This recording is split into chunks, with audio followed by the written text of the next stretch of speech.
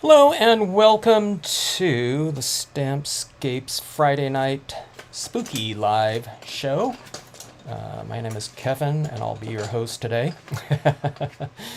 I thought about doing a quarter page not Horizon card, but a reflection card. Someone ordered the new Halloween sets, and I've seen these Bayou images used in a Halloween scenario online, and these ones are really a perfect type of set with a lot of different components that would be conducive for a Halloween type of thing. You know, the hanging tree limbs with the Spanish moss on it, and just the overall kind of bayou vibe with it. So I thought I would try it in a scenario. I just put this together like a few minutes ago. I thought I would go with glossy cardstock. I don't use glossy cardstock as often as I used to, which was all the time back then. But I thought we would use it here. Now, I usually don't use StazOn with the glossy, but I think just in terms of just expediency here, maybe I'll go with the StazOn. Expediency in terms of drying time. Okay, so let me put together a scenario here. So here's the creature at the Black Lagoon. He's kind of like in the water. And I think if I stamp him out down here like that, I don't think he's going to show up too much on this reflective cardstock. So I think I'm going to try it. I'll stamp him out there. But I have a feeling that I'm going to have to stamp him out on a different piece of paper and then stick him there. So I was thinking about, just for some fun, stamping him in the vinyl sticker paper. That might stand out a lot, but I don't know, it can make it, a little extra fun, just like these different ghosts here in the glow-in-the-dark vinyl sticker paper. That is such a great type of surface for Halloween types of scenarios. Outside of Halloween, it's great for full moons and things like that as well. So, but this type of material is so great to use, I might just do that. Okay, so that being said, let's set the scenario here. Okay, so this is a piece of silver cardstock, mirrored silver, on the lower portion of a interior of a folded card. And then you put whatever you want up here. It could be any type of paper, and that's going to be reflected in that lower portion right here. Maybe I should... I've been using this vintage paper so much. I thought, I'll just go to the glossy, just, I don't know, for the sake of it here. Hello, Linda. Cynthia, good to see you. Catherine, hello. Bonnie, good to see you all. Hope you had a nice week. It's sweltering hot here for us this week, but I'm not complaining because it's been a overall pretty mild summer so far. So yeah, but we're getting it right now. It's kind of cool a little bit, not cool in terms of temperature, but we had some of that monsoonal types of whatever you call it, flow. And there was a little bit of rain yesterday. Not a lot, but it's always kind of cool. But it's probably raining in the high deserts and in the mountains around here, which I wish I could see. I don't want to be on a flash flood, but I always kind of find it cool to be out like in the deserts and have it rain a little bit. Okay, so this is what is it, cypress here. And I think I'm going to put it in here. The cypress has these reflections down here, but because we're using this lower portion of the silver, the thing that I'm not quite sure of what I'll do, I could stamp this portion from the tree up on here, and then I could stamp this reflection on this lower portion right here, but I don't really have to because the whole thing is going to be reflecting down here because it's mirrored, so I don't know, it really doesn't, I don't have to do that that reflective portion down there. Sometimes it adds a little bit of extra, kind of detailing, I guess. But yeah, like I said, it's up to you if you want to add anything down in that lower reflective area, just because it's going to be reflecting anyway. But like I said, sometimes it looks pretty cool to do that. I might do it with like the Lakeside Cove and things like that sometime. All right, so StazOn. I don't know if I've stamped with StazOn on glossy before. Maybe not for the initial imagery or impressions. You would have to think at some point in time I would have done that, but I don't know. I don't really remember doing that. It's usually dye-based ink, but my my Marvy ink is it's on its last legs. Maybe it's past it. Maybe it's past that point in time. I can use it to dab, paper towel into and ink up, but the pad is starting to crumble.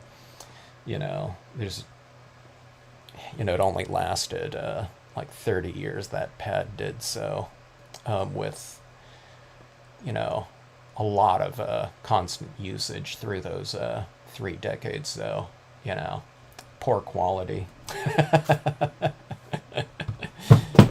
If only everything can last that long, right? And work that well. I threw so many of those pads away, though, before Marvy released re-inkers. They didn't have re-inkers for the first,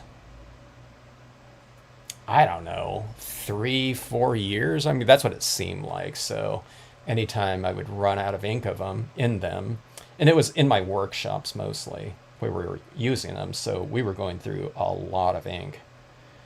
But yeah, I just tossed out so many of those pads. Okay, so these cypresses only reach so far up this card.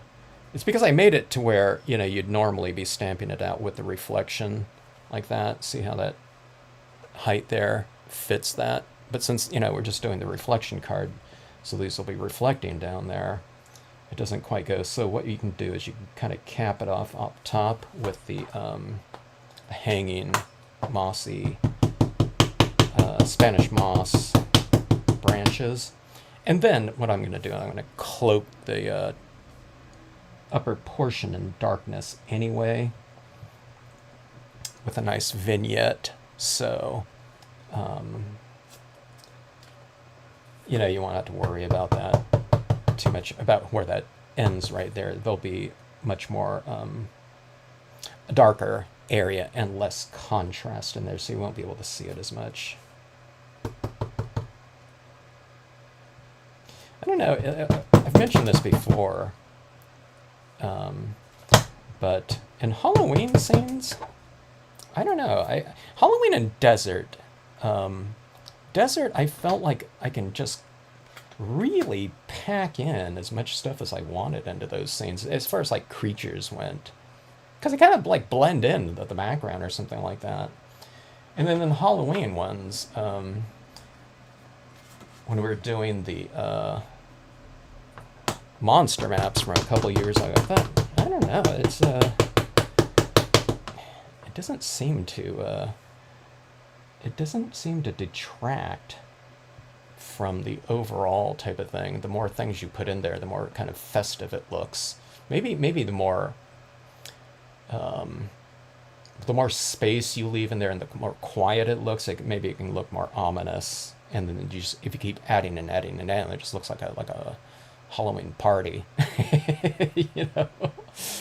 Where you just can't do that if you just keep adding in a gazillion deer and bear and everything else, waterfowl, and you just have like hundreds and hundreds, whatever, dozens and dozens of things. It looks a little bit cluttered, but in certain genres, I guess it looks, I don't know, it looks fine to me. I don't know, the more the merrier. Oh yeah, Cynthia. These new images are such a kick, to use. I've been really enjoying them. That one from last night too, with Deanna's background paper.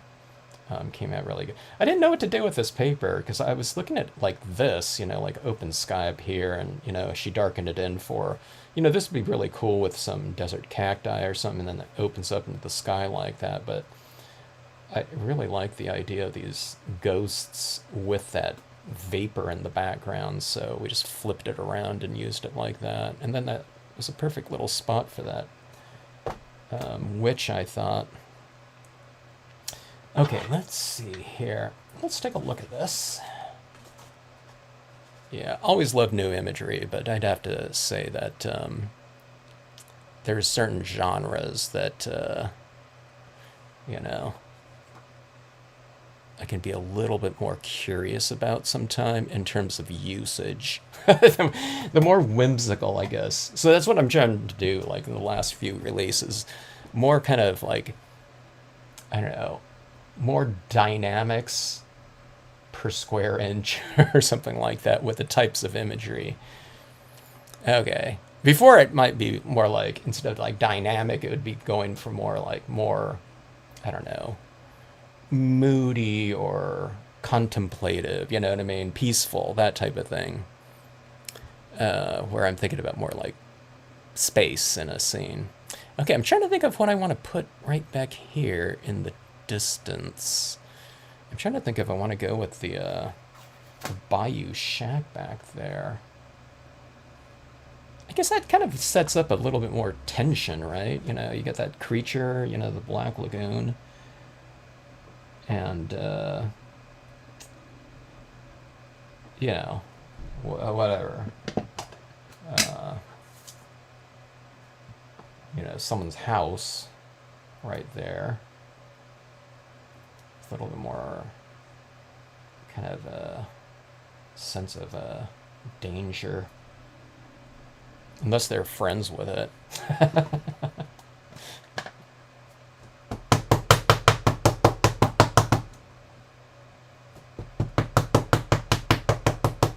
Which they could be.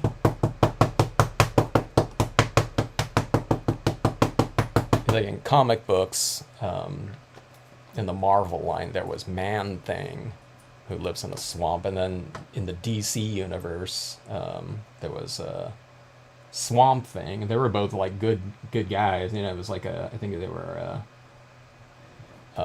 science mishaps that turned them into the creatures that they became.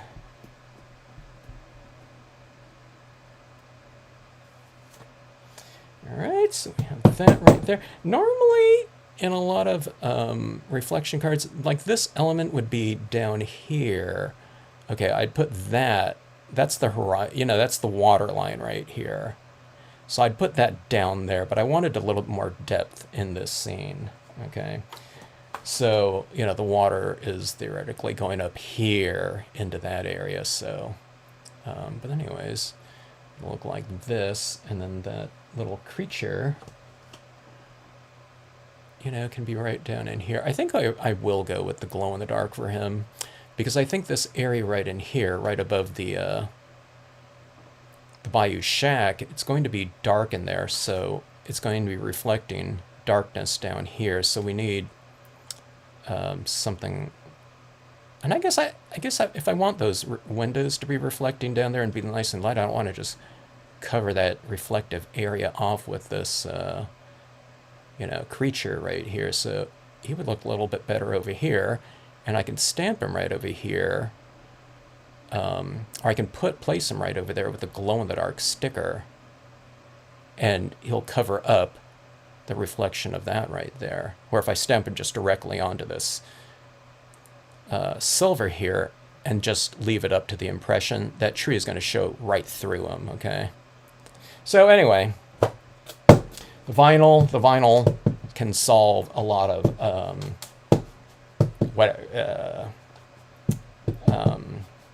placement,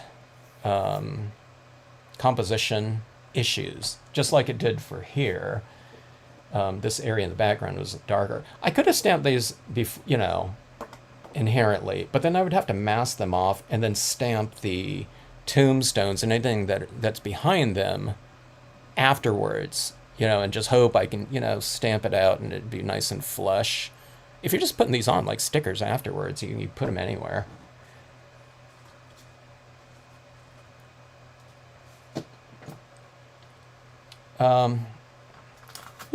Unless you really, the fun of stamping for you is doing a lot of things like traditional masking or something like that, then,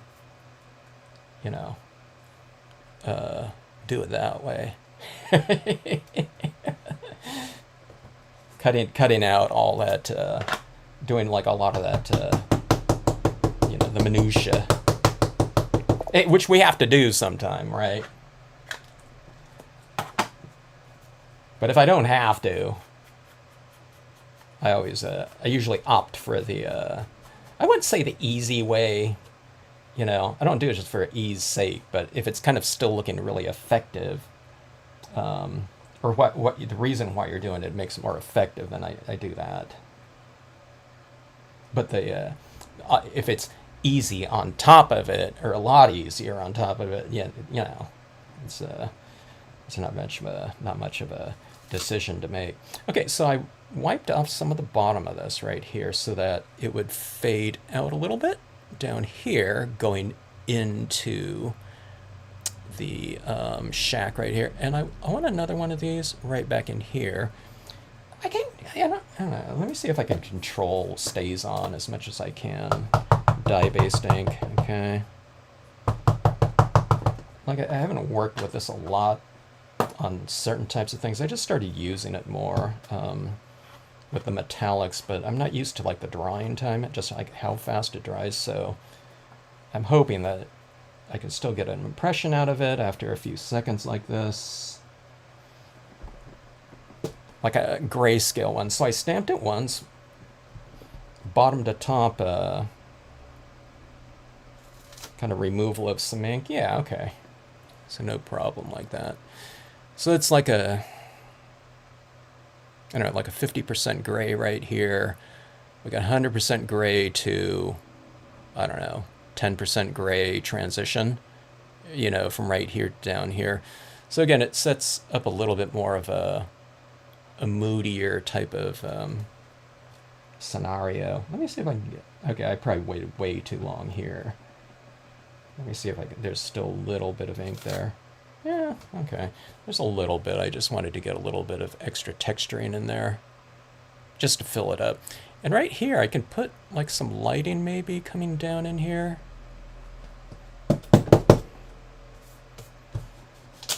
Okay, I should clean this off, but I'll do that later. Like the next time I use the set, probably. I'll clean it later when it just absolutely doesn't stamp anymore without cleaning. Okay, let me see. I need a couple more of these things in here. I forgot. I was going to put this set to the side. Okay, let's put in some of these cypress knees down here. Okay, so this area right down here represents, the flat water, okay? But in these areas down here, like on reflection cards or horizon cards, I was thinking about this earlier today, and I was thinking, okay, well, what height, limitation do you have for these lower sections right here, okay? It would be like things that are 2 to 3 feet high, can go in these lower sections if it's a horizon or reflection card or something like that, probably. So I wouldn't put like a tree down here because it would look like it's laying flat in the water, okay? But if I put these knees down here like this, they're not as high as something like that, and I think that would go just fine in these areas, something like that. So this would represent something that's like no more than 2 feet high. And you can put those types of things down here, okay? So you can just kind of play around with it. I don't know if there's, maybe you can put like taller things down there too. Maybe if it's by contrast to whatever you have in the upper portion, maybe the upper portion is, Mount Everest or something like that. So you know, something down here you can put much taller, you know, 4, 10, you know, feet, 6 feet. I'm not sure. You just have to see and, you know, hold, you know, something up to it, see how it looks. Okay, let's see here. Let's go with the cypress knees, like one here. I'm going to put the creature of the Black Lagoon right here. I'm going to put a knee right here, maybe, and then another one right here. If I put one right here, I won't really be able to see it because that reflection is coming right down here. So let's think about right here. Okay. There.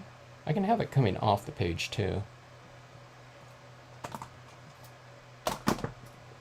Okay, so on the metallic cardstock, definitely a StazOn ink assignment.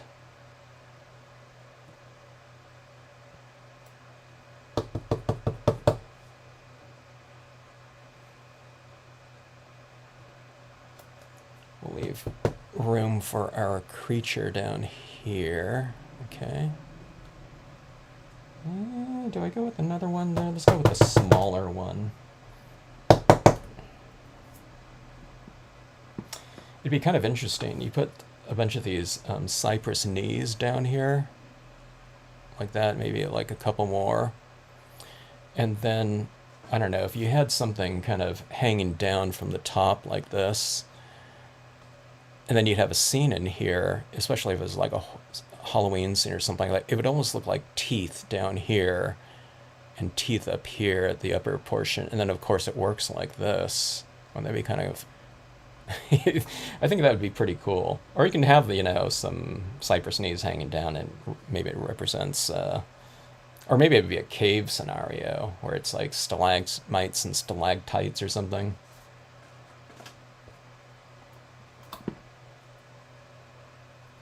All right.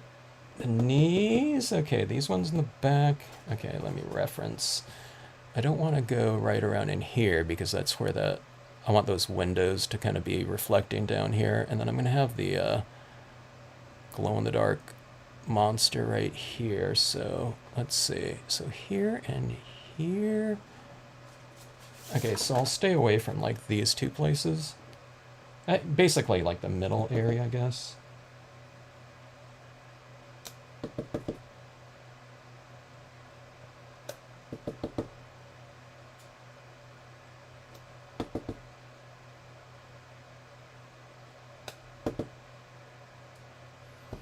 All right, so we have that.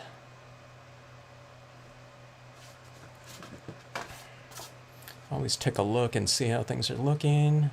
That looks pretty good. Let's go with one more right around here, I think.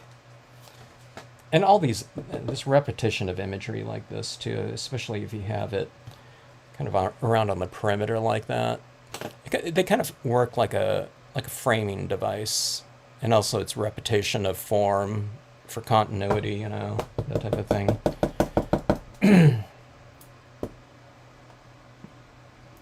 All right, and some of the tiny rocks, we'll put that around.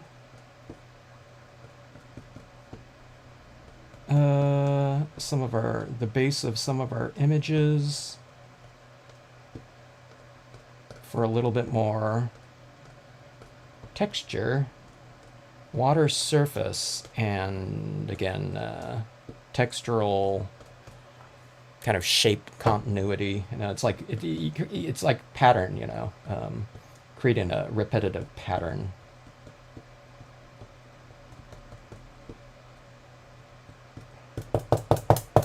All right, so this is what this looks like here. Let's take a look.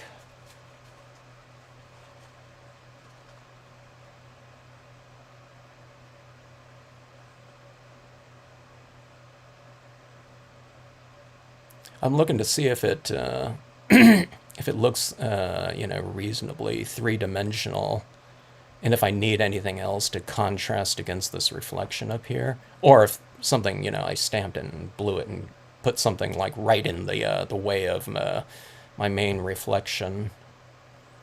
And if I did, then it's like you know, it's too bad. You know?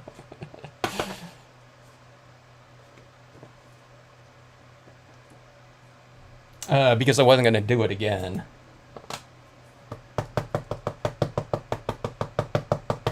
All right. Yeah, you know, if I was like commissioned or something like that, or was doing a piece for like a RSM, you know, Rubber Stamp Madness or something like that, I might do something over again, like fine tune. Okay, so I'm gonna do an impression of the creature down in this location for placement consideration. Actually, it doesn't look too bad down there. Let's see. You know, it's just like a silhouette, though. There's no kind of detail in them. He stands out more than I thought he would. But again, you know, stand out more in the glow in the dark. Okay, so now that I see this creature here, let's put a little bit more texture around the creature, just like there is around the other objects in that water area.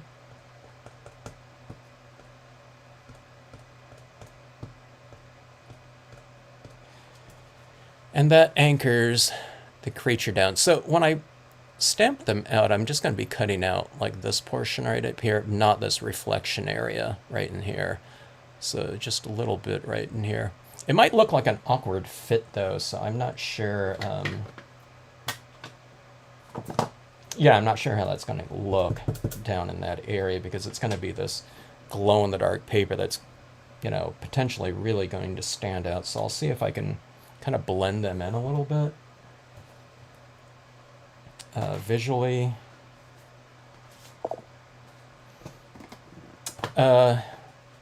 Printable glow-in-the-dark vinyl sticker paper. The thing that confuses people is the printable part. So I posted a video showing the scene from last night, and I just said it's you know, when I'm posting that stuff, I'm typing all this stuff in my phone, so I don't have like a big description. But when people go online, they're looking at often glow-in-the-dark vinyl. So it's just like, hey, you know. So I've had a lot of comments of, all right, which one is it? Because there's a gazillion of them. But there really isn't. There's only a couple printable versions, okay? Now you can use the you know, the glow-in-the-dark vinyl sticker paper with StazOn ink, okay? And a lot of people have StazOn, but if you want it a little bit more or a lot more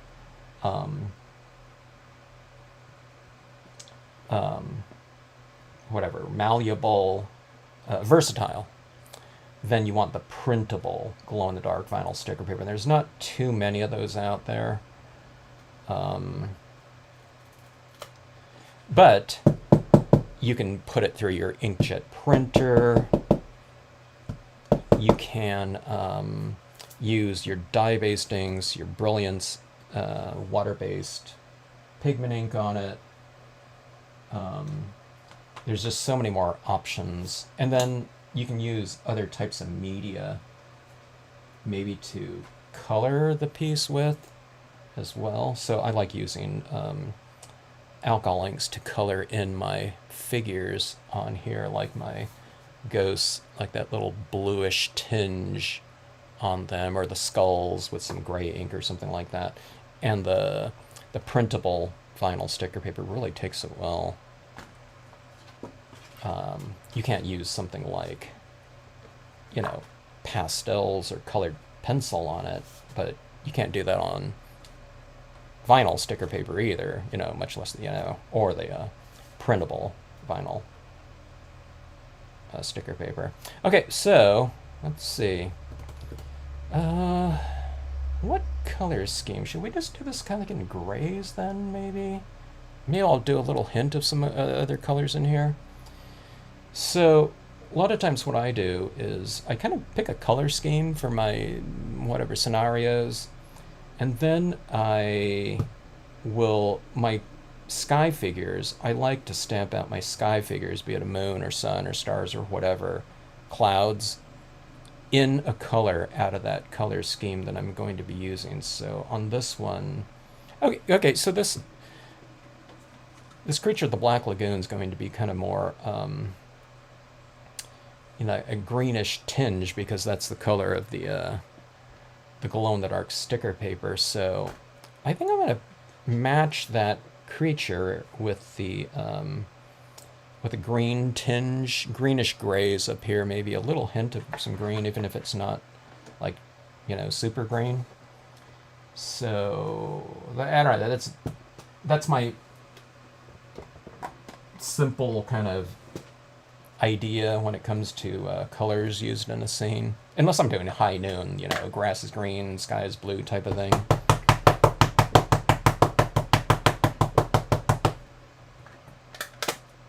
But this one will have kind of a, a little bit moodier and atmospheric, so a little bit more, I don't know, twilight, I don't know, or pre-dawn or something like that. Okay, so greenish tinges like that, in the sky. The idea is if it's a greenish tinge, gray-greenish tinge color scheme, that's the light that's being cast in the piece. Okay, and I'll try to have it where this area in here is, kind of illuminated. It's really dark up there right now, but what I'll do is I'll darken the other portions of it and have that a little bit illuminated, and we'll have that, creature maybe standing out a little bit down there. That, okay, so looks like that. When I start coloring this, I'm going to make sure that I don't color out those windows with too dark of an ink. I'll probably put in a little bit of a warm tone in there. But, yeah, there's our creature right here. So, yeah, it makes me want to go swimming a little bit. London fog.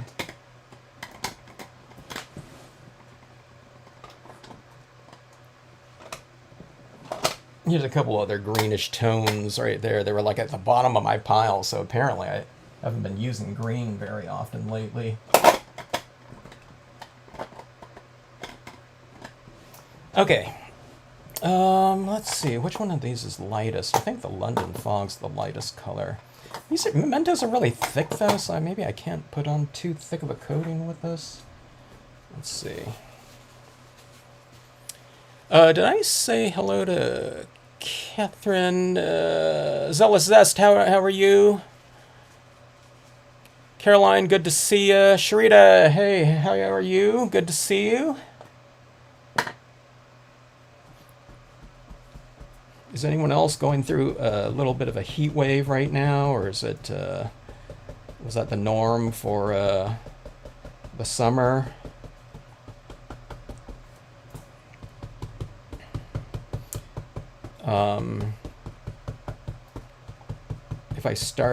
If it isn't already apparent, it is really hot in my studio right here. And if this was like a, like a real production, I would probably be applying some sort of a powder or altering the settings on this streaming software to kind of blur myself out, so you can't see me like sweating profusely here. I have the fan going on the other part of my room, so maybe it's not too bad. I don't know if that's getting picked up here on the microphone, but I had to leave that fan on a little bit. Okay, so this is some tone right here. I don't know if you can see it. It's just, the Memento London fog's a pretty light tone of gray. It's lighter than that, that sticker indexing there. Okay, so what I'm doing here basically is I'm going around this entire perimeter to give it a little bit of a stronger vignette. I want to bring the viewer's attention in here more, so we're going to darken up the perimeter. But I want to leave some areas a little bit light in here, so I'm not removing all of the white here in the background. maybe like down here. See, I like adding my white pigment ink in those areas to give it a little bit of a atmospheric texturing. I don't know, maybe I don't know. It's so light, maybe I took a little bit too far in here already, but just the big thing is if you want to add in some white pigment ink at the end very easily, then retain some of that whiteness. And you don't have to do a lot of it. I want this one to be kind of moody and dark. Okay, so I don't have like this big area of like white in here, okay? But just retain some at least, okay? Now, most of the times when I used to teach classes, a lot of this kind of the lighting portion of kind of the instruction, which I didn't go into too much. I just kind of told people, because I didn't want to I was teaching people how to compose things too, and they're working on their first scene and they're coloring it. I don't want to confuse people, so I didn't talk about lighting so much. I just said leave some white in there, okay? And they usually did, and it's like, oh, okay, I can see the lighting is developing because I'm defining light through the use of shade, okay? Or they might have a moon in there or something like that. But where they would start, they would be a little bit more kind of methodical about their placement and addition of color and ink and tone, darkness in the beginning. But then when they started doing this, we were using like a sponge color box stylus tools, but it's the same thing. We're just adding layers of ink.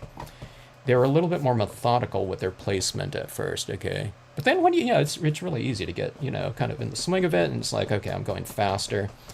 And it's in like the darker colors that they would think, oh my God, I lost all my white. It's because, when you're going with a really light tone, you might do a few taps with it, and by the 5th tap, 10th tap, or something like that, it's barely visible because you're starting off with a lighter color to begin with. But then when you move into the darker tones, and you're doing that same rate of application, maybe the 10th tapping might be darker than the first tapping with the lightest of colors. So you just, when you get into the darker colors, you just stay on your outside edge a little bit longer. And then when you go into those lighter areas, just maybe use the lighter touch, a drier applicator, etc. So you kind of move into this, interior, which is usually where the light is. Slower, and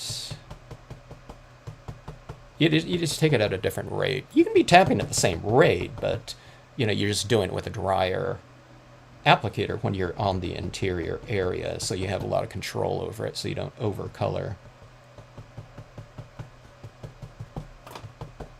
All right, that's Pear Tart right there. And these colors, I'm just going with these colors. I don't have like this Bayou color scenario or something like that. I'm just going with whatever colors I had, and I'm working from light to dark.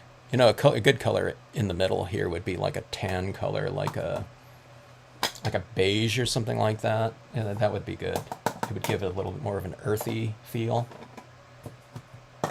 So you can just line things up and go from light to dark in your applications there. It's cold here in SC, 80-degree forecast for tomorrow. Gonna bust out those winter jackets, huh? You're gonna bust out the down there. Cold off here in New Jersey, and I'm not okay. Was the temperatures, the typical, kind of average temps for everyone this year? I felt for us it was a little bit cooler maybe than normal, but kind of average, And whenever it's like that, it's like no complaints, because we've seen like the extremes at times. So knock on wood, There's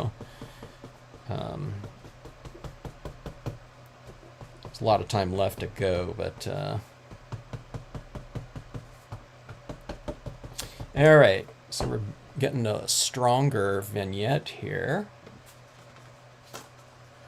That you can see how that's kind of looking in terms of the reflection down below. If you don't like this type of ink applications too, you can always color with other methodology. I'm using glossy cardstock, so you can use, you're not going to use soft media in here like pastels or, you know, chalks or something like that. But alcohol markers would be good. I might use some alcohol markers in here to get this shack where, you know, a big applicator like that, like what I'm doing right now with this paper towel, is not really conducive for that. So you can go mixed media, you know, your wet based, you know, your wet media on the cardstock. I do like using my colored pencils a lot these days, so that's one of those things that just doesn't work too well on a really slick surface like this, you know. If you're using really soft pencils, and my Prismacolors are pretty soft, I can get a little bit of an application, but it's, you know, it's not very much. It's really minimal, and you certainly can't build up a lot of tone with you know, colored pencils on glossy. It's just not. It doesn't have enough, you know, surface tooth to it. There was a boathouse in the movie. I don't know if more than one Yeah, I didn't see that. I think I've watched a part of the movie, Caroline. I need to watch it again. I always kind of laugh with my son, who's now 19. But when he was really getting into horror movies and reading horror books, you know, like Goosebumps, then he moved into, you know, some Stephen King stuff. Nothing too crazy with the Stephen King, and I started him off with, you know, some lightweight, you know, Stephen King. But I figured, okay, you know, some horror movies that he might want, because he was got, you know, he was gonna, you know, he was getting too old for the, you know, the Goosebumps ones, you know, the kids horror. But so I figured, let's play an old, you know, style,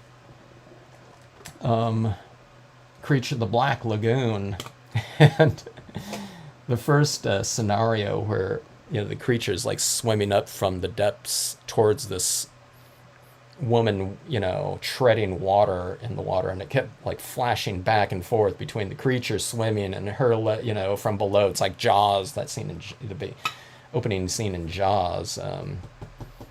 It's like my son said, he was looking at it and he was like, okay, I can't stand it, you know.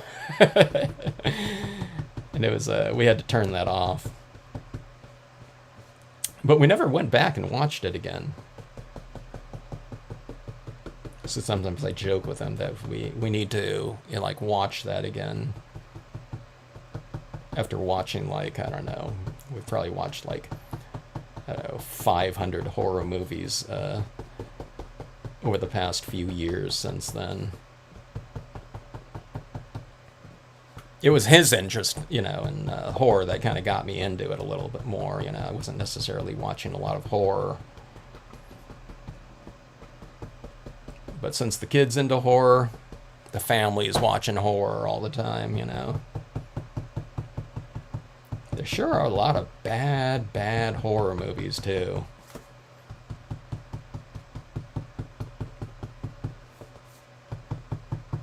You know, just not scary at all, but also bad. Okay, there we go, like that. And you can see our lighter areas where we retain some of the white area in there. That will be our lighting in there, like so. Okay, so a little bit more. So the cabin's looking really anemic now. Okay, so I added that brown over it, by the way. Because the brown, when you add that into greens, it gives it more of this earthy kind of look to it. And that's my trick that I do usually on grasses. But I usually go to a really bright greens in grasses when I'm doing grasses, but then it gets too kind of fluorescent-y looking. And then so I'll go back and I'll add like a tan and some brown tones into that grass. You don't have to add it everywhere, okay, but it'll mellow out the green tones that are become too hot and too electric a lot of times. And it just, I don't know, it harmonizes with everything, I think, a little bit more. So unless you're going for something like super hot and super vibrant in like grass areas, and there could be a scenario for that where you have like really bright tone things and in a scene. But I'm usually going for something a little bit more mellow. Okay, so I think that should work pretty well with this creature. So you see, you can't see the creature at all. It's probably going to be one of those things. I'm going to have to color that creature after I get them stamped out and placed down there. Let's go ahead and place them right now. And then we'll color accordingly to kind of get them to harmonize with the scene a little bit more. Okay, so I stamped this out. I was giving it a little bit of time for it to dry. And on the printable vinyl sticker paper, it has this emulsion coating on here that allows for your water-based media to stamp and dry on there pretty fast, okay? But mine was pretty thick, though, so it dries to the touch pretty fast, but then when I'm coloring it, I don't want it to, I don't want there to be too much residual moisture on there, like underneath the surface. But that emulsion coating on there, it's designed to expedite the drying process of those water-based inks. Specifically, it's designed to dry your inkjet printer inks really fast.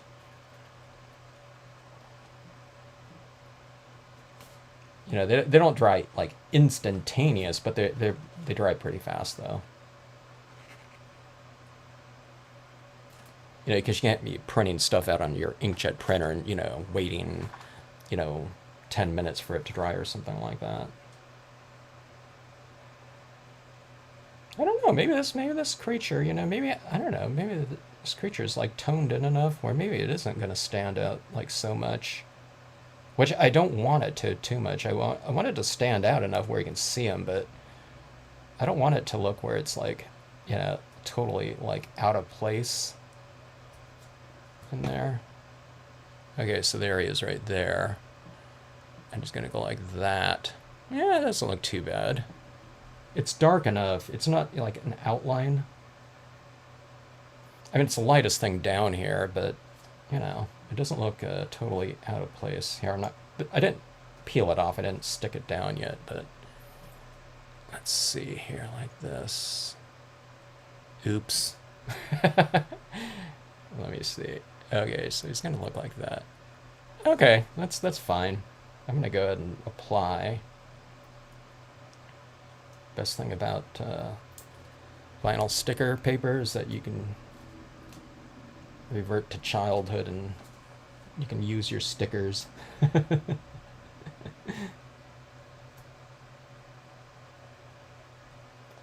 Alright. Yeah, okay. Yeah, it stands out enough. Let me see if I can charge it up with light a little bit. It's still really light in here. I don't think you'll be able to see it. Go like this right here. Okay. So these greens right here and the reflections of those grains in the water will apply a little bit. So the creature looks already, it looks kind of dark. So I'm just going to accent. Let me see if I can zoom in here a little bit. Okay, it's a little bit blurry here. Sorry about that. But what I just want to show you that that's like way too blurry. I'm going to go into these shadow areas of the image of the creature, and I'm going to bring in like this light green tone, so it just gives them a little bit of this greenish accent. And because there's not a lot of light areas on the creature, I'll leave those areas untouched so that, that you can see the creature down here. I don't want to just like make him into a silhouette or something like that. And then we'll flip the lights out on this and we'll see what he looks like. Okay, so while I'm using those alcohol inks on here, let's use some of that alcohol on the shack. Yeah, if you have water-based markers, you can do that too. I'll go for something like this, these tan tones like this. And I'm doing it really lightly. Some people might think, okay, I'm going to do this coloring on my shack, and wood is whatever color, so you might be thinking like something like this, this kind of darker version of it. It's like a mid-gray ground, mid-value brown, okay? But the thing is, the shack's already dark because I have shading on there so that those windows really stand out. So you don't want to go too dark. If you just want to give it a little bit of a tint on there so that it looks like it's already looking like dark wood, but if you want a dark tinted wood, then you put on a light version of it. Otherwise you won't be able to see like any of those details in there if you go like too dark in there, okay? So if you don't know, just start off light and just work incrementally darker. You can put another layer over the top of the light one. Oh yeah, okay. I forgot I used StazOn ink on here, so the alcohol ink is kind of putting that black ink back into solution. But you can do that. You just kind of work really fast. Don't go over it like this. So you can get some of this tone in there into the image, but just like go across there once and allow it to dry, and then you can kind of hit it a little bit. But don't color back and forth too much. So yeah, StazOn ink is an alcohol ink. It's a solvent ink. So alcohol puts solvent inks back into solution. Okay, so perfect. A really good example of that is let's go into these window areas. And I'll try to avoid blurring too much of that. So I'll just work really fast, like a quick stroke like that. And I'll put this warm light in there with this light yellow like that. And we'll do it down here in the reflections as well. So in other words, it's not like this muddy gray yellow in there, which it would have been if I did this type of thing right there. But if you just do one streak against it, you should be okay. If your pens are like super juicy, then I don't know, watch out for that. Maybe a little bit more so than I needed to. Let me see here. Let me go a little bit browner here. Warmer brown.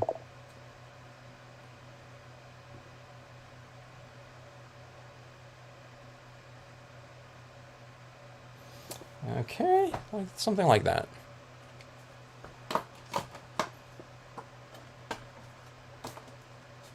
I don't know, maybe that shack is it's the creature's shack back there for all I know. And it's not haunting it or something, maybe. Okay.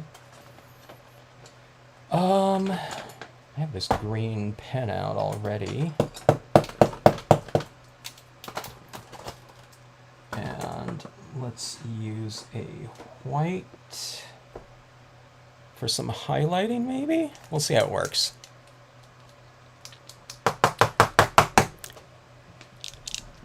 I never saw that movie as a child. Caroline said she saw the movie as a child. I never saw the movie. Like Frankenstein or The Mummy, I'd see that periodically growing up, whatever, 70s, 80s, But I don't think Creature of the Black Lagoon ever played. It was always on this one channel, the Southern California channel, that would play those old monster movies. Maybe I don't know if they had the Dracula one either. But yeah, I think the only time I watched Creature of the Black Lagoon, I think it was on Netflix or something like that, so streaming. Few days in the 90s with high humidity. Yeah, that's yeah. I walked outside today because I had to ship something. I had to go to the UPS store to drop some stuff off. And, man, just kind of, I didn't feel it when I felt it when I was out. But when I got back in the house, it was like, oh my God, I'm like starting to like sweat, like crazy. Okay, let's put in a little bit of highlighting on some of our objects in here where sometimes white stands out a little bit too much. Sometimes the like a light green in a green scenario is a little bit better. It's not quite as harsh.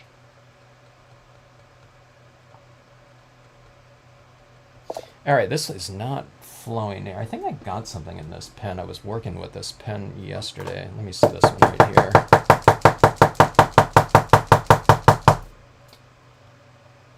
There we go.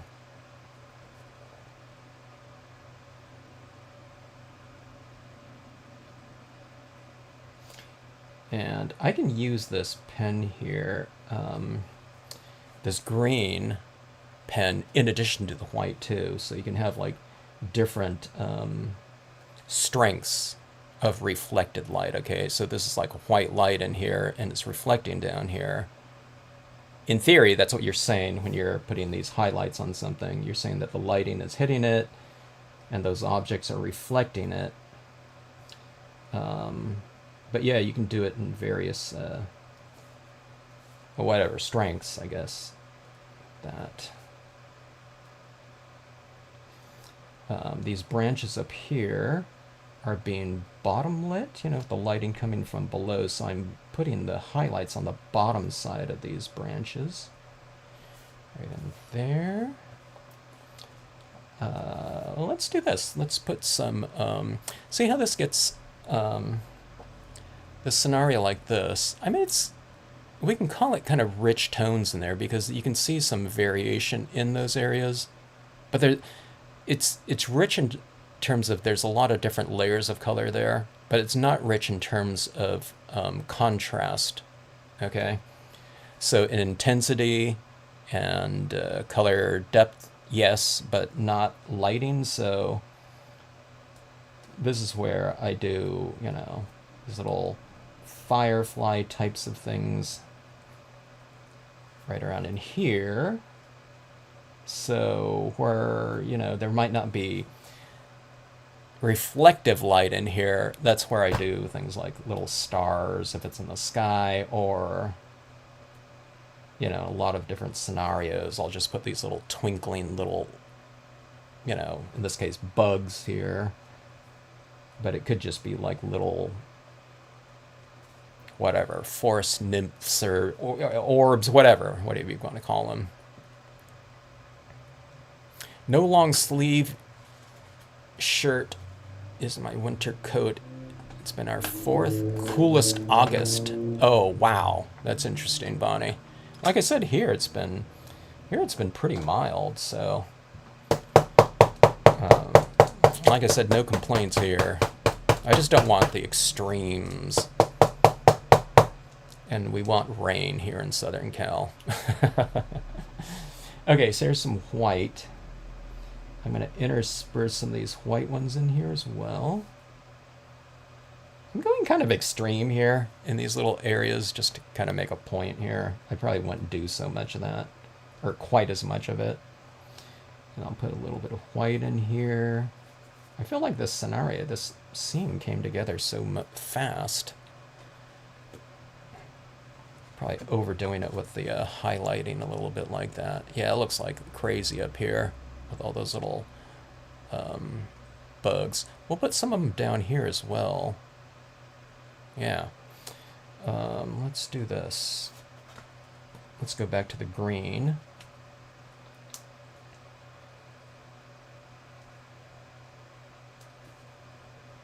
Okay, this was, okay, this.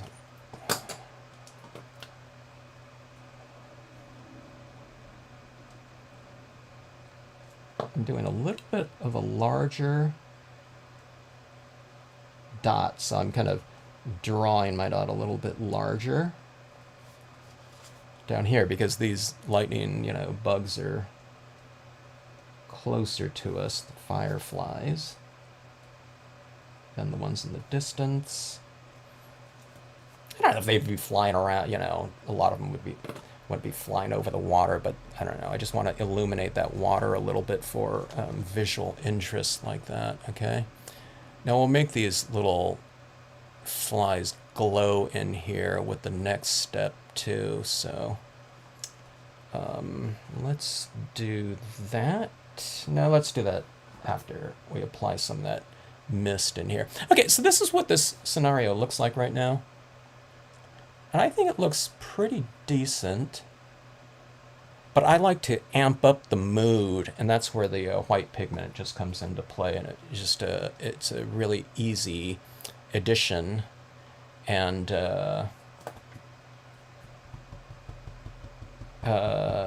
with a little bit of additions here and there, applications, it'll, I don't know, amps up the emotional quality of a piece, I think. It's doing it by adding texture and light in there too, so you're doing a bunch of things just in one like extra step here.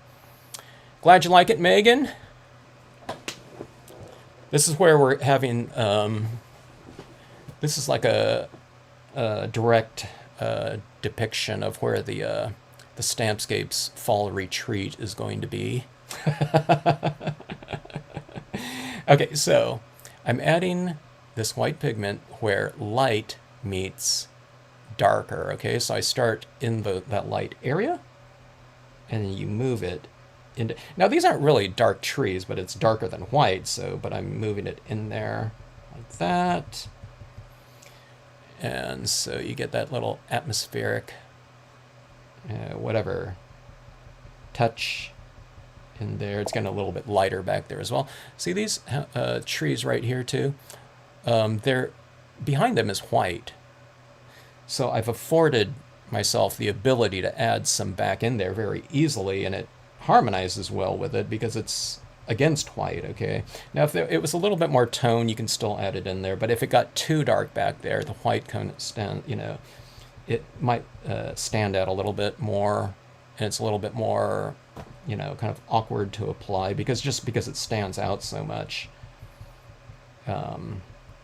I don't have a bunch of different colors. Like, say if I had like a really pale green or something like that, maybe you can use it in a darker green area, instead of white. Just like, we kind of played around with different values of, those sparkly highlights with the acrylic paint pens. Okay, so see this right here?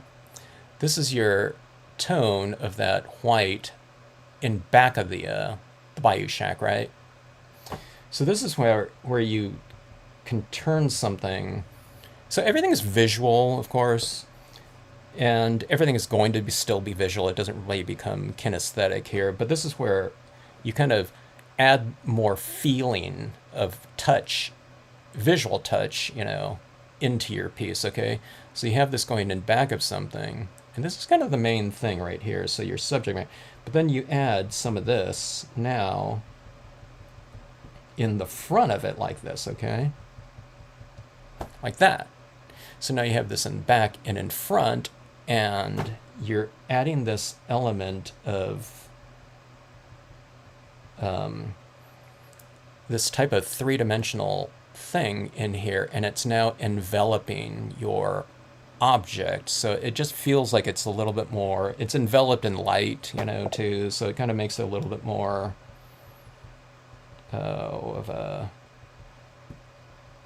sensory type of you're involving whoever's looking at your pieces, in a different, you're stimulating a different sense for them. It's all visual, of course, so they're not going to be like touching it or something like that, but just from a visual sense it just looks a little bit different. So you're adding like visual kinesthetics into the scene from just having a little bit more just, more visual. It's a visual touch type of thing. And two, sometimes when you add a lot of fog or something like that, when someone looks at it, it's like you can kind of imagine what it's like to be there a little bit more in terms of how it might sound. The sound is like dampened. Not that everything has to be like quiet or anything like that, but you add these different, experiences, or you kind of play that aspect of it a little bit more, and it's just like really easy to do with like one medium over everything like that. So, all right, that was my sales pitch for fog. Really trying to, if you haven't tried it before, to give it a shot. Mist and fog. Hello, Sherry. How are you? Candy, how are you? Glad you like it. Candy G and Candy M here. Candy M in the house. Yeah, Marvel of Plumes would be fine to color with. Yeah, that might have been better. You know, your water-based ones to color the solvent-based impressions. You know, in here. A lot of people don't have the water-based markers anymore. I'm finding, or they just never did. They just kind of went straight into like Copic markers. Let's get rid of this right here. Okay, so let's see what this is looking like right here. Okay, so we call this a reflection card because of the mirrored matching, you know, dimension of stock right here. So you get that like that. One of the things that's really nice about the reflection card is all the work that you put into this upper portion right here, and it doesn't have to be a lot, you know, you can do all kinds of other things up there, but it's mirrored down here, so you get whatever, twice the results for your effort, or you can call it, you know, I don't know, whatever, half the effort for the same results. But I think it's a little bit more than the sum of its parts, though. You have to do this up here, and it's reflected down here, and it looks like so much. It looks like a little mini diorama or something like this. And this little, when someone opens this up too, it's just kind of cool. It's like this whole other world, I think, you know, that you're going into. Okay, so you see all these our little fireflies down here. Cotton, you know, Q-tip or whatever, cotton swab. I'm not gonna, illuminate all of these. It's too much. So what you want to do is you want to kind of loosen up the tip a little bit. Dab it off a little bit so that you're not doing a big blob of ink on here. You want like the opposite. You want to have it where it's barely applying anything. And then you go into, I'm just going to pick out some of my, maybe larger ones or whatever. I'm going to space these out a little bit if you want. And this works great for like little stars and skies too. But see that little glowing little firefly light like that? And I have to consciously create a little bit more of a varied application of this. Otherwise, it's like all of my dots and all of my applications of this, everything's like evenly. Now, see, that's like way too much right there. And it just comes right off, okay? Lighter dab like this. Let's see, I'll cluster. Here's 3 right there, and here's 1 down here or something, like that. All right, so you see these little glowing lights. Is that blurred out there? Here we go. That. Now, when that dries, it's going to look a little bit darker, so you might have to put another application over the top of it to get it to the value you want. Because when this pigment ink dries, like back in here, or on these flies like that, it dries and it gets a little bit darker. It moves more towards transparency than opacity. But see that like that? These little things in here, and it's bringing kind of the boring areas, which is in the darkness like that, it brings them to life a little bit. So sometimes now these areas in here might be some of the most interesting just by adding those little dots down there. Okay. It doesn't have to be like a location where there would be fireflies either. Who cares? Doing like a Pacific Northwest thing, but if it needs fireflies, we're putting it there, Okay. We'll put some of these down here. See, in my water like that, it kind of looks weird like that. But when you get those reflected images in here, it looks a little bit more. It makes a little bit more sense like that. Okay, so this is what this looks like right here. Okay. Now you could spray seal this right here, because this really isn't going to like firmly affix to this sort of metallic, but we're only putting on like just a tiny little, application of it. So I typically don't worry about it. If you're shipping it to someone, mailing your card to someone, and you're worried about that ink coming off the metallic. On here, it's set pretty well on the cardstock. But what you do is you just ship with a little piece of paper in between here like that, or whatever. It doesn't have to be like specialized paper or something like that, but see here like that, and you have like your little fireflies buzzing around. Okay, I want another one like right around here, I think.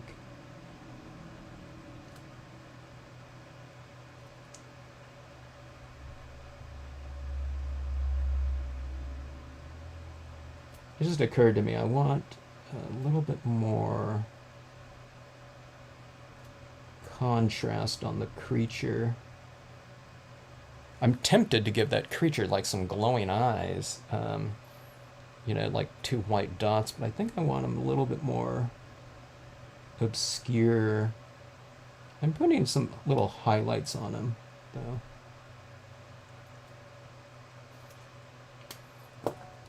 See, it's like this. I put a little couple. Let's go with here. That's not enough here.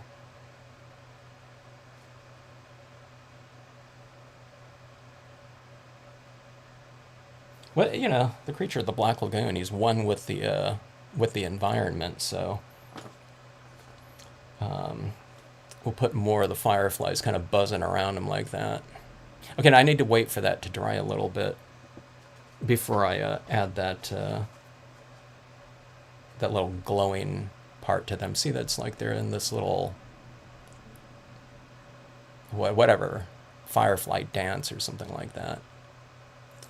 Okay, let's see here. Okay, now on that, can you see on this, see these little ripples down here in the water? Like that? Those are the shaded sides. I'm going to add a little bit of highlighting on some of those ripples. And we'll do that with the white pen. Megan's there for the fall retreat. It's at 100 Bayou Drive,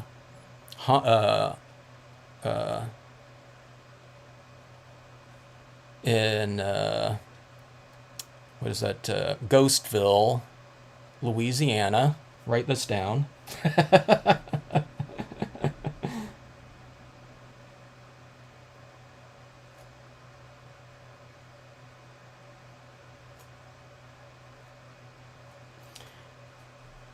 Okay, there's some little highlights right on those little ripples like that. I put it on the top of the ripple, so there's like a little highlight on the top, and it's black below like that. And let's see, it's probably a little bit too early, but let's go ahead and do this with the pigment ink on the flies here. It probably should be green, I know, but we'll just go with white for now here. Yeah, that firefly dance around him. I don't know if he's like attracting flies or not, He seems somewhere like whimsical, magical, like that. All right, but anyway, let's see. This card was like a pretty, reasonably quick card. It's just basically doing this top section like this. And, there's just very little down below here. Now, you can do this card. If this was a half-page card, you can do it all on glossy, too, from the top down, okay? Or whatever, cardstock. And this could be an open scenario like this, and that would look pretty cool. But, these reflection cards, when you just pair that piece of reflective, usually silver or gold down below here, it's really not doing, these lower portions are pretty minimal.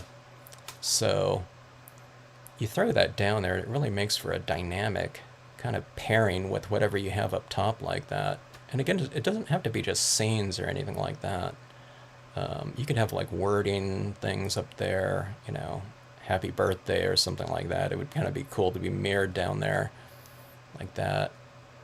Okay, let's see what this looks like with a little bit of a... I'll turn off some of the lights and we'll see if that creature kind of...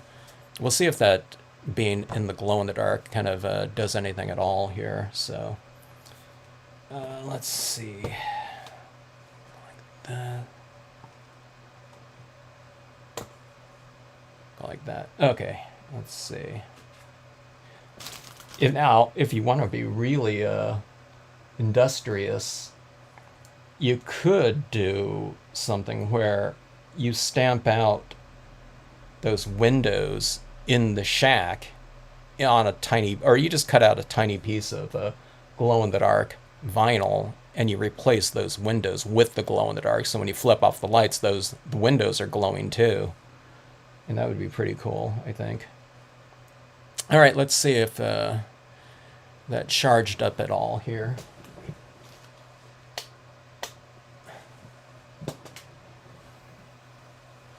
It's real super light outside here, so it still may be too light in here.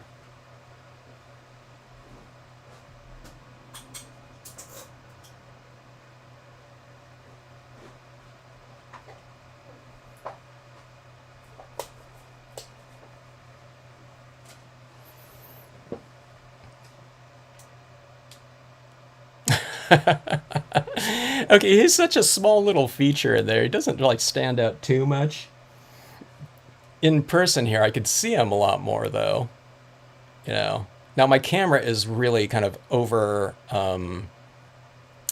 exposing, you know, because it's just like this is pretty dark in here. Here's just the regular glow-in-the-dark paper right here.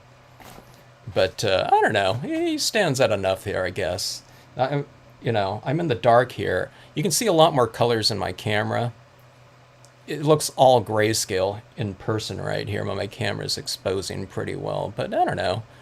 I think he shows up down here pretty well with the glow-in-the-dark. Where, okay, if it wasn't in the glow-in-the-dark right down here, I don't think it would stand out. Now, if that was the case, I wouldn't have stamped it. I wouldn't have made everything so busy. I would have stamped him out so you could see him much easier. But, yeah, okay. Let's see.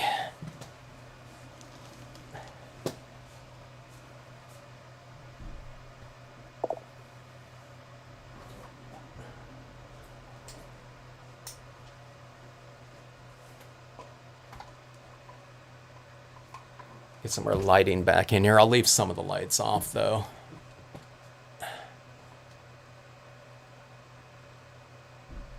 Now it's maybe too dark. Here, I want to go that. Okay, here I'll flip on all the lights again here. Anyway, Creature of the Black Lagoon with what was this? Nature Set 20, I think it was, with the bayou things like that. I think that's pretty fun. Now, I think if I would do this again, I think I would add in, or you know, I could still do it. I have all these like little ghosts like this that I can cut out and I can put in here. I'd probably put like one over here, something like that, floating around, or... Oh, you know what I have here too is the...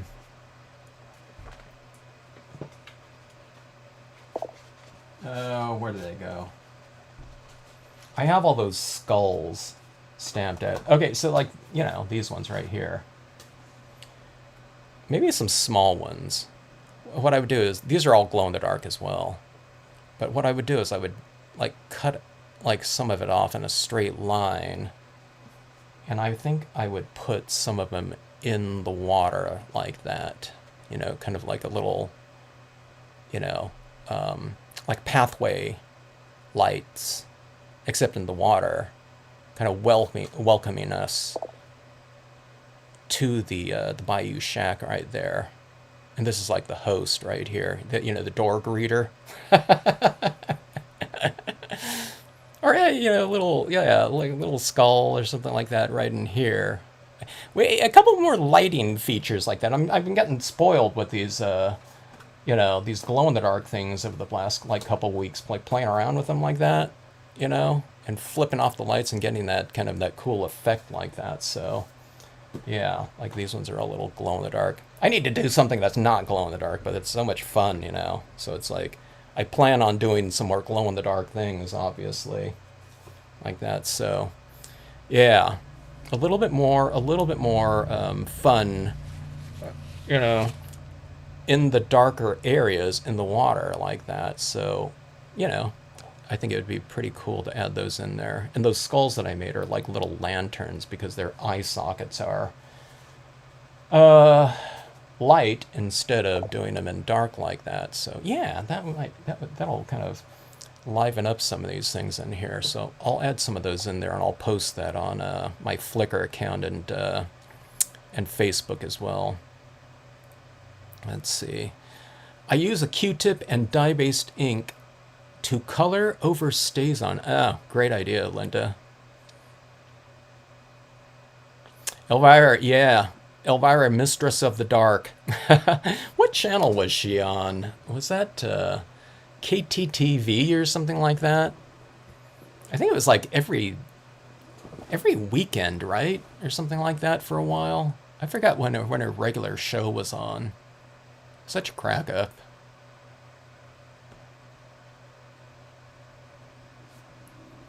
Cynthia would go to a retreat, good and spooky. We'll have it in a nice haunted house. It should be like we'll have like a.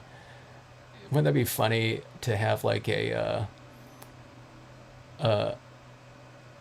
retreat, a stamping retreat in a location that has a reputation for being haunted? You know, we'll run out their banquet room. Tonal application. I thought I saw you using a Marvy gray barrel. Uh, what's the barrel part of that? Zealous Zest. I do use a Marvy gray, if that's what you're referring to. You've in on this scene or in the past scenes. This is interesting. Reflection rings. Yeah, yeah, yeah. Hopefully, this card right here. Hopefully, I've achieved the thing that when I'm doing these kind of. I don't always do like a murky kind of haunted type of thing with the Bayou Shack right there. Like I like that shack in a you know, like in a sunset scenario or something like that. If anyone ever gets the chance, watch the Atchafalaya houseboat little mini documentary here on YouTube. But just it's this woman that lived in the whatever that Atchafalaya region of was it Louisiana? I can't remember now. But it's just her recollections. But she has a bunch of photographs of it, like in just it's just like stunning light. You know, it's really amazing.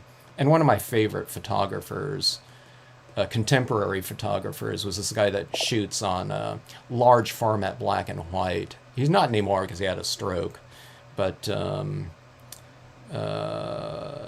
really just some amazing photographs of like the Everglades and then the swamp areas. You know, just still and beautiful lighting in them. But anyways, but they do work really well for kind of moodier types of scenarios like Halloween, like this one.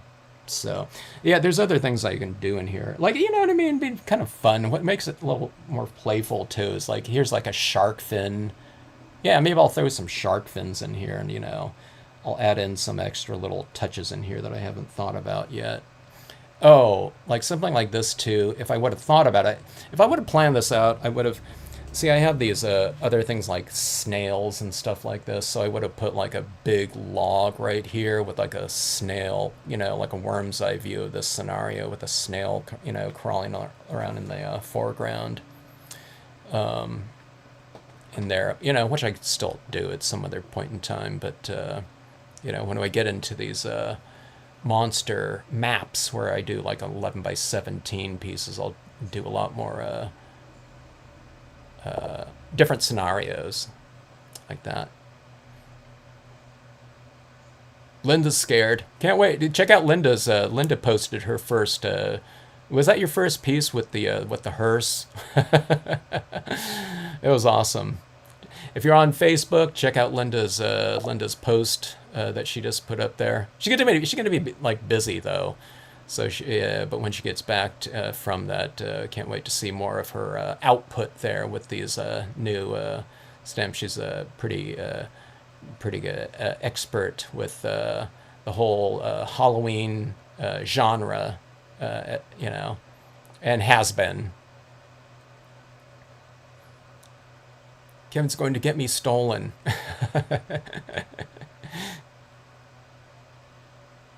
Oh, the house stamp, yeah. The people that used it a lot were the craft station in the UK. They have the all those brass stencils, and they use that Bayou Shack with those stencils like a ton because it fit like perfectly into these stencils of theirs, and it was really awesome. Their use of it, real simple use, but really graphic and stylish. You know, Eileen that does a lot of their samples started using it. I don't know, like probably at this point in time, it's probably been like 4 or 5 years, maybe I don't know, something like that. But she used that one a lot for that, and it not in a like a Halloween scenario there.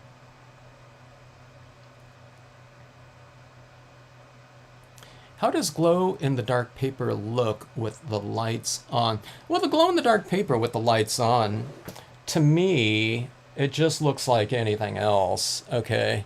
It fits in here, okay?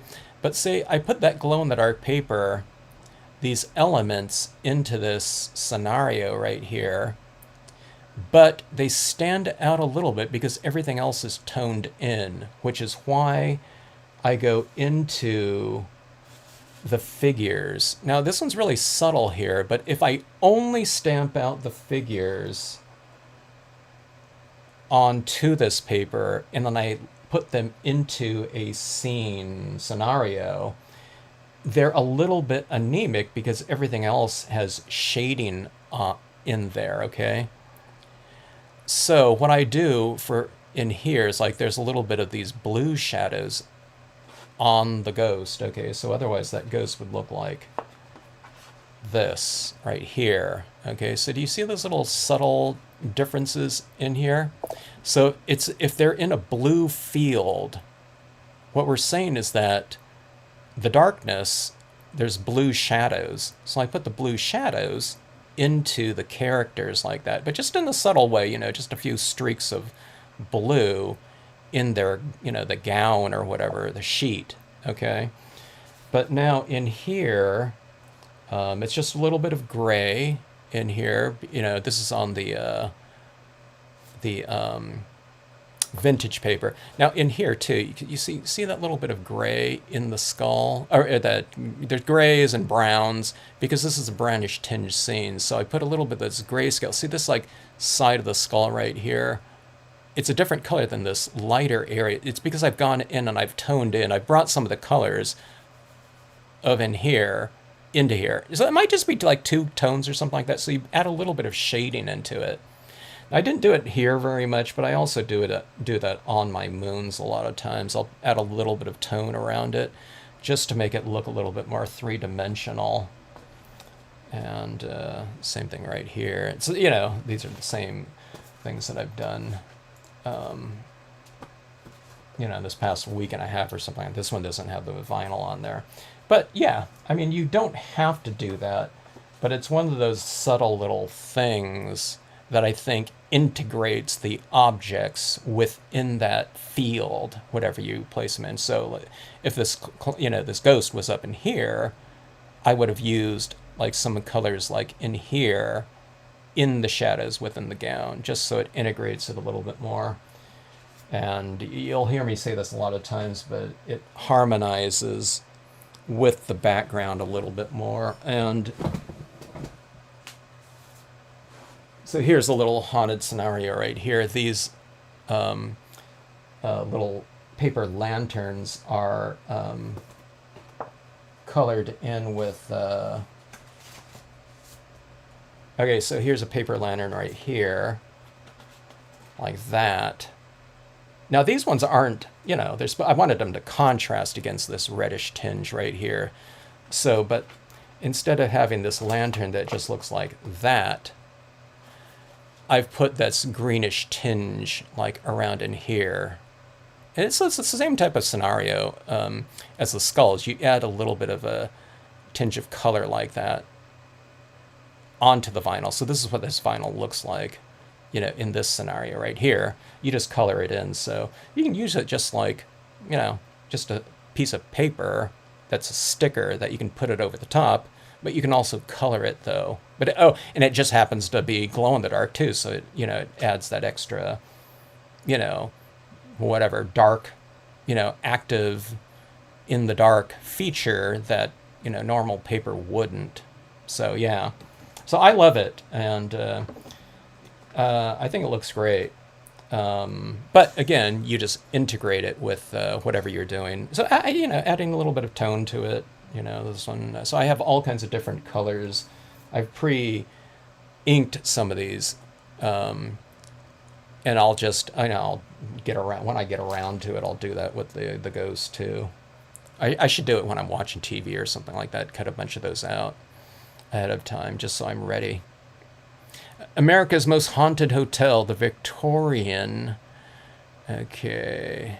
In Arkansas. I wonder if I've seen that one on TV. We'll see if if it's the most haunted, though. That might be tough to book. For a stamping retreat. And then we'll stamp Halloween. We'll get our Halloween cards done at the retreat. It looks like La Plume marker with one great. Oh. Yeah. Well, these are the. Are these ones right here? Well, these ones are the. Let's see. Not Marvy, but well, yeah. Uchida. Yeah, these are the alcohol. So I have like these right here. They don't make them anymore, though. I put some other ones in here. But yeah, Marvy discontinued those. There's just too many. There's just too many sets out there. Like like sets like this. I don't know, whatever. There's like 80 colors in there or something like for, I don't know, $30 or something like that. So, Marvy, the Copics are going to be around. They're like the top of the line or top of the heap. With the, serious hobbyists, that utilize alcohol pens a lot. So they're always going to be around with the refillables and all that. But so it doesn't surprise me that Marvy discontinued their La Plume permanents. They were good for a while, though. But, I'm using the same set, that I've been using for like 20 years, though. So some of them are a little bit dry, though. And they're not refillable either. My daughter and granddaughters have gone a few times to the Crescent Hotel. So they've gone a few times. So they haven't gotten. It hasn't scared away the daughter and granddaughters. Yeah. So I guess that's where it's going to have to be. We're going for it all. We're going for a top atmospheric. Whatever sensory experiences, because we want to infuse the cards that we're making there with that energy, right? And then whoever we send it to, hopefully, to get a little bit of the haunting. I saw Kevin used it. Oh.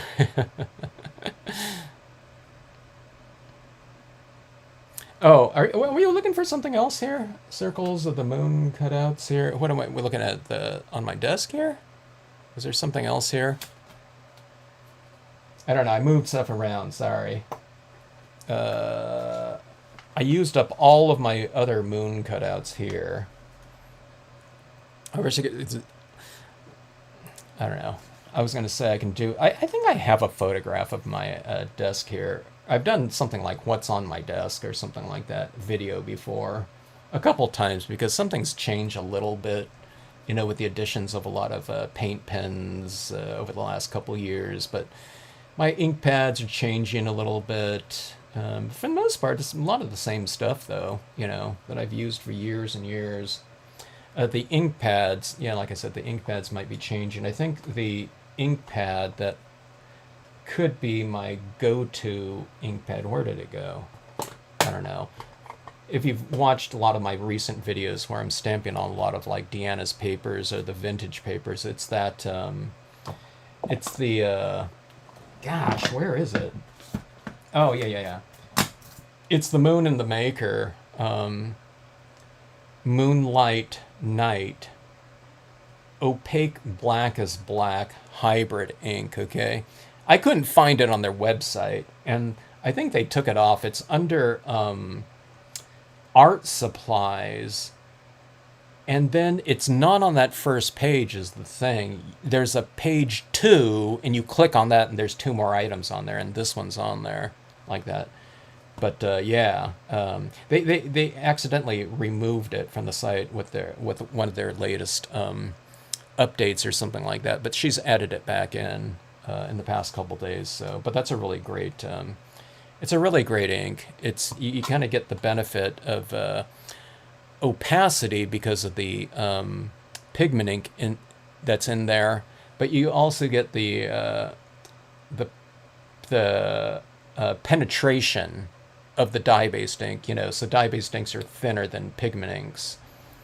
And so this is a combination. I don't know if it's 50-50 or if there's like, whatever, 20% pigment ink and 80% dye. I don't know.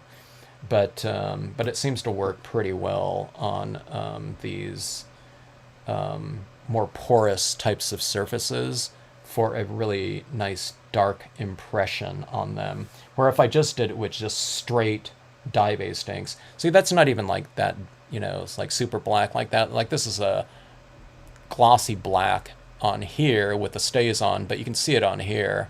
But see, if I just used dye-based ink on here, I think it would come out like 10-15% lighter than that. So you want to go for like black media on whatever you're working on, as close to 100% black as you can get, just for more effectiveness and contrast. And then if you want to use like a drier version of it, you can stamp it off like I did and go for that second impression on there. But you don't want the first impression to be like a 70% black on a surface or something of that sort, you know. It seems like a little anemic to me that way. Sometimes it is like that, though, on really super porous surfaces. But having a little bit of a thicker ink works really well. Or, you know, the brilliance would be good. Or like a VersaFine Clear would be perfect, too. A lot of people already have that, so on, you know, these types of papers. Anyway, thanks so much for checking out the my first scene with the creature of the Black Lagoon. This will be my, you know, for my son's birthday card right here. Because he has no recollection of getting, like, terribly scared of it. I'm going to add in a couple other things in here, I think. And I want a little bit more of a glowing feature than that. He's a little bit light like that, so I think a couple of the, you know, little things like down in here will be nice. And if I feel really industrious, I'll add those windows back there in the glow-in-the-dark vinyl. You know, I can use like even like a little tiny scrap of a piece, you know, and just cut it out in there and just lay it down and just, I don't know, draw those little frames in there or something like that. And that might be cool to have another little glowing feature in that top section like that. So, yeah.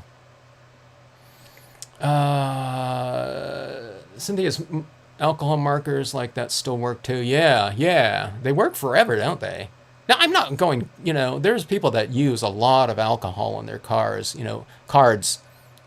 and things when they're coloring. But my alcohol marker usage is more, it's more like accent marks and like shadows or something like that, where it's not the main thing that I'm filling in. So yeah, mine last forever. I don't know. I probably should do some more like in-depth like alcohol marker only coloring just to kind of learn that technique a little bit better. Yeah, but I haven't yet. I couldn't find spooky stamps on the Stampscapes website.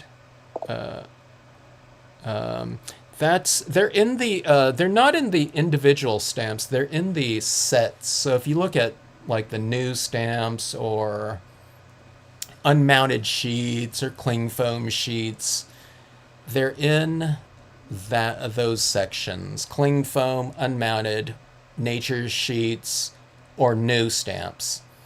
They're in those 4 different categories, but they all kind of go to the same page, and that's the sets. And then there were 3 sets from last year, and then we just released the recent 3 sets. The ones from last year are a little bit more of a system, with like tombstones and things like that. Haunted house, haunted church, that type of thing. And then the latest ones are, I did come up with the trees recently. Oh, just if you're on, I did get back some of the art foamy stamps right here. So I haven't stamped them out yet, but I think I want these larger though. So here's the art foamy haunted tree like this in relation to the rubber one from the set. Sorry to change subjects here, but this just reminded me. But this is the art foamy version. But I wanted the art foamy version closer to the size of this winter ash. See how much shorter this is? It's the same width. So maybe I needed to designate a little bit higher. But I don't know. This one might be okay. Like something like that. Here, let's do a test impression of this real fast here.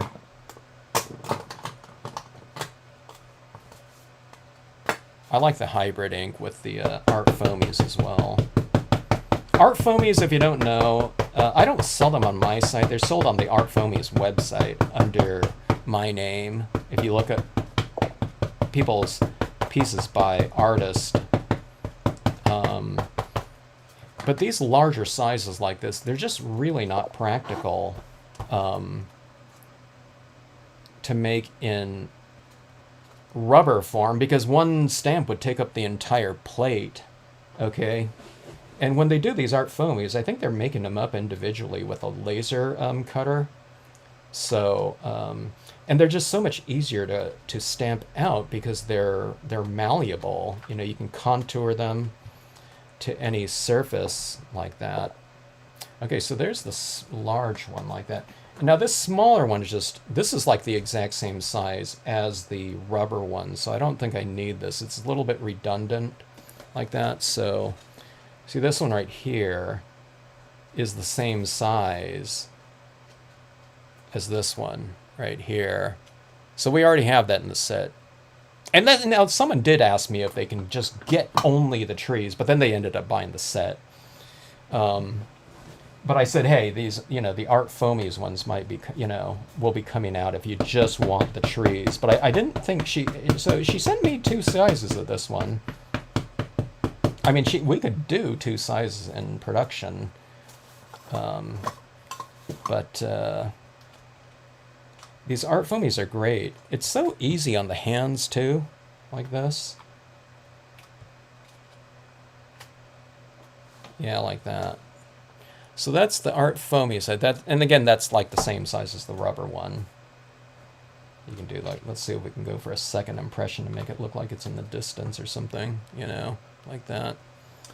But anyway, yeah, that looks pretty decent. I think maybe a little bit larger though, just to make it contrast against this one in scale. Because what I want to do is, I want these like larger branches to be coming in from the side. So I want to be able to use the stamp in whole, but then I also see these branches, you know, like this portion of them coming in from the side, the right side of a card, and then these ones coming in from the left side, you know, and then we can put like the crows on top of there really easily. And just having some larger branches I thought would have been cool. So let's see here. Yeah, KP asked me if I'd had a chance to use these yet. I just got them the other day, and I haven't, so I thought I'd play around with that. But see, we can have this coming in from the side like that. And then let me see if I have those, you know, those other crows here. I'll just do a couple of these right here, but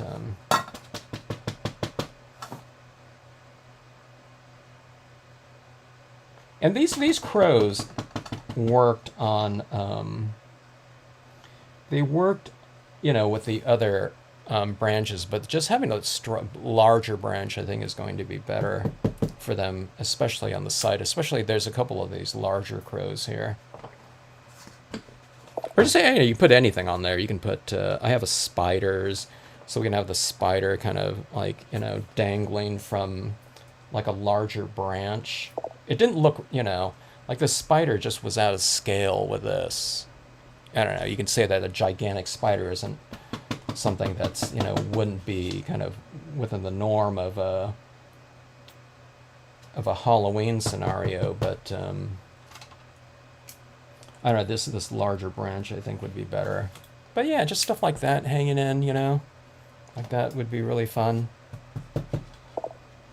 So yeah, so I think it looks great. I'm gonna ask KP if she can go like maybe like a 3/4 inch higher, you know, so it's gonna expand a little bit more. But I loved like this tree right here, this winter ash, like that. So I think somewhere like, this one's wider than it. But I think like, you know, like this much taller maybe, so maybe a 1/2 inch taller. So that changes, I don't know what percentage that changes, maybe let's like 15% bigger or something like that with this one. And again, just so it contrasts against the, you know, the existing size one there. So yeah, I don't know, maybe a bigger one like that, but then also do this one in the art foamy, you know, in case, you know, some people just don't want the entire set just for the trees or something like that. All right. Yeah, there's 6 spooky sets at this point in time. I love the genre. In the years past, I've always been using kind of a collection of stamps that I had collected from other manufacturers, and that just kind of made them into kind of Halloween stuff where they might not just be, you know, normally in that genre, but I just put them in a spooky scenario. They look like spooky, but now we have like truly kind of Halloween genre imagery, maybe. Thanks, Cynthia. Good to see you. All right, folks. Stamp away, Kevin. Yeah. The spooky retreat. Thanks again, everyone, for checking out the scene here. I'll put that up on my Flickr account sometime when I'm done, and Facebook.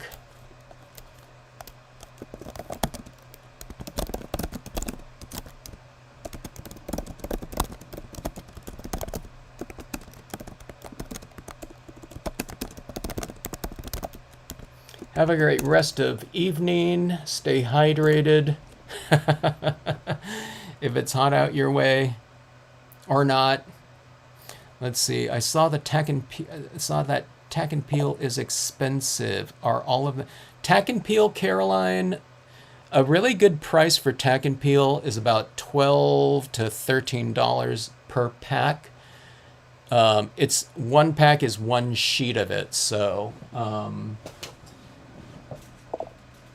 it changes price. So it's this size right here, 6.5 by, what does that say? 4 by 6.5 inches. Okay. And like I said, a really good price. It's I think these days it's around in that $13 range, okay? And it's that price on Amazon, but if a lot of people are out of it and there's one seller, so it can suddenly go up to like $20 a sheet or something like that. So just shop around for it. But yeah, $12, $13. That 12 was pretty low before, so I think it's gone up since then. But if it's like 13 or something like that, don't pay like 19 or 20. Don't pay that. But if you can get it in that lower teen range, that's still probably a pretty decent price for it. If you can't find it or something, like drop me a note, drop me an email, stampscapes@gmail.com, and I'll see if I can find something out there. I looked at it recently and it was like as low as I'd seen it, but it could change. It could have changed the next day, but I get that question once in a while, so I'll send people links to what I find. But a lot of it's the first place that I check these days is Amazon. I hate to do that for everything these days, but places like Joann's used to have it, and I don't know what places like Joann's has anymore. So like eBay, or I don't know, there might be some other sellers out there, but it's kind of a little bit more of an obscure product these days. You used to be able to buy it off the shelf at like Hobby Lobby, years and years ago. So yeah, I don't know. I don't know what it is, and I don't know what it is per day. But yeah, but it shouldn't be like really expensive. And remember, it lasts forever too. So, but yeah, you don't want to pay for a huge, over MSRP right off the bat like that. Amazon Canada, $50. That is nuts. That's way too nuts. If you're in Canada, don't pay that. $50 Canadian. Have someone mail it up to you or something like that, or buy it here and mail it up to you. If anyone's in Canada or somewhere out of the country. There and the Oh my god, I already forgot their name. There is a distributor for all things Sukaneko in the U.S. and oh my god, I can't remember the name of their that company. But I don't think, because they're also the distributor for all wholesale sales of Sukaneko in the U.S. I don't think they would be selling it above MSRP retail. So, yeah, I can't remember what the name there, but they're out of Washington State, I believe. And Imagine Crafts or something like that. Is that what it is? Imagine Crafts or something like that? Or am I thinking it was something else? I can't remember. If anyone has any questions about any kind of materials that I'm using, drop me an email. All right, thanks, folks. Hope to see you on the next live. Thanks, as always, for tuning in and checking out the experiments here. More spooky experiments to come.